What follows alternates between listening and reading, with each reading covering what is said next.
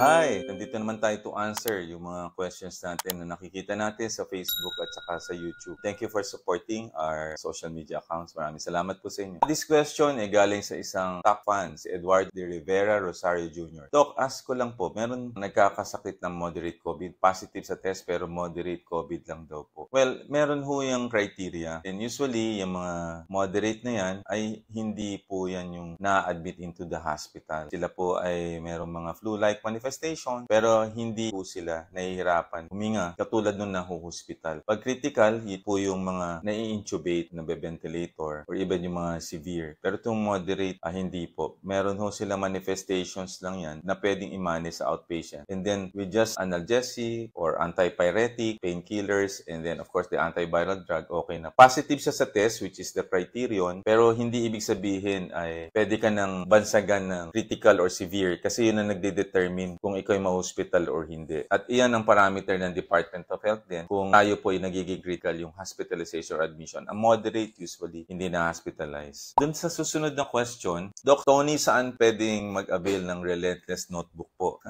Tama-tama po. Ito po yung Relentless for Change. No? Relentless, idol ho dati si Kobe Bryant. No? One of the books niya.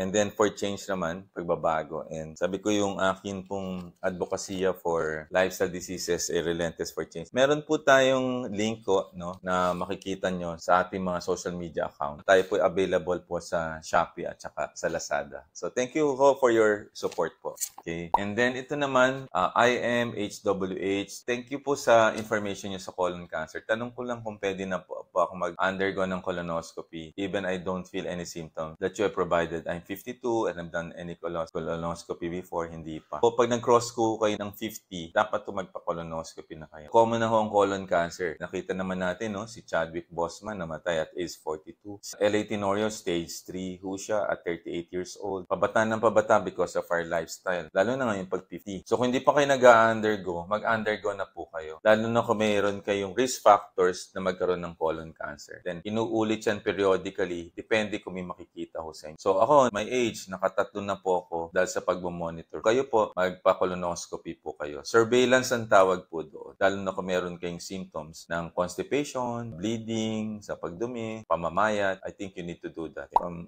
@user WI, good evening po, Doc. Tanong ko lang ho, left side po ng balakang ko palagi masakit. Sign po ba yun ng colon cancer? Hindi po lahat. Usually, baka ho, namamalakang kayo or osteoarthritis, lalo na kung mabigat. Kaya lang ang colon, tatlong bahagi. Meron hong ascending, transverse, at saka descending. So, pwedeng sa kanan, pwede dito sa kaliwa. Depende po Kung wala tayong ibang symptoms, mahirap sabihin ng lahat ng sumasakit ang balakang may colon cancer. Kasi marami pong considerations. Tatlo, maiisip ko kagad. Arthritis, sakit sa bato, or maari may colon problem. Ang susunod na question, Doc, yung asawa ko po may gallbladder stones na 0.5 centimeters. Ang laki. Kailangan po bang operahan? Magandang tanong. Ang gallbladder stones ay nandito. Dalawang schools of thought. Dati, pag masakit lang inooperahan. Ngayon, hindi na po Mandatory na po pagka magbiyahe kayo kung kayo overseas contract worker kasi baka sumakit. So, kahit maliit ho siya at di sumasakit, inoopera yan pag magta-travel ka. Kasi hindi mo alam kung kailan sasakit. I recommend, pagka meron na po kayo at may symptom, kahit hindi pa severe, magpa-opera po kayo. Ngayon, kung kayo po ay seaman or OFW, I'm sure your medical director, hindi kayo paalisin kung meron yan. Kasi kailangan operahan na para pag nagbiyahe, hindi po kayo pabababain and then i-repatriate. So, yun po ang pwede ko sabihin. Meanwhile, kung ano magpa-opera, don't eat fatty foods kasi matitrigger ng pain yan. Another question, colon cancer, walang symptoms, paano ito malaman? Nadidetect po ba sa whole abdomen ultrasound yan? Hindi. Colon po ay nadidetect through colonoscopy. Meron lang tayong cancer surveillance na mga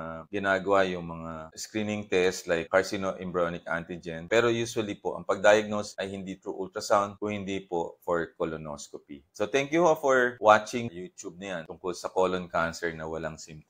And then, at Roland Norubia 9642, Docs, thanks sa video mo. Ask ko lang na pag hinawakan mo parang may something na nakalabas sa anus. Almoranas po ba yun? Pag meron kayo nakakapa dyan, malamang almoranas yan. Pwede ring polyp. Karamihan hemorrhoids po yan. Kung may nakakapa kayo, magpatingin kayo sa doktor kasi hindi mo rin alam, mamaya meron ding cancer. So the best way is to consult a gastroenterologist at para kayo ay ma-colonoscopy. Huwag natin ipagwalang bahala. Very common ang colon cancer po sa ngayon. Ang susunod, again sa colon cancer, ang dami nanood pala nung YouTube natin na yun. Ito galing Arturo Segovia after colonoscopy at may finding na operahan ho ba para tanggalin ang polyp. Usually, tinitingnan po doon sa colonoscopy, ini-scrape po yan. Ang ginawa na binibihag po nila yun At doon, ini-snare po nila yon pag nakita may polyp. Tapos papadala sa pathologist. Tapos titingnan kung cancerous siya or hindi. Pag cancerous, i-refer kayo for surgery sa isang colon cancer surgeon. Pero hindi ho lahat ng polyps ay cancerous. Maaring precancerous at iba naman ay benign. Pero kailangan i-monitor yan every 3 years or pag may symptoms upang sa ganun malaman natin kung yan ay magde-deteriorate into colon cancer. Pinaka-importante is for you to be vigilant about. Oh, Doc, nakakos po ba ng cancer ang marijuana smoking? Magandang tanong yan. Since po siya bago, I really don't know. Pero kung itutulad natin siya for smoking like tobacco, definitely. But right now, ang pag-aaral niyan, effective lang ho siya para sa epilepsy sa mga bata, pediatrics. At wala tayong nakakagawang pag-aaral para dyan. So, I cannot conclude na directly nagmamarijuana smoking ka, magkakaroon ka ng colon cancer. Just to be fair about that particular substance or product. There you have it, mga Relentless for Change followers natin and supporters. Thank you very much sa pakikinig. I'd like to thank you for your support and your future support for the merch natin, sa Relentless for Change notebook, tumbler, and then the cup, Relentless for Change, at saka yung mga quotes natin.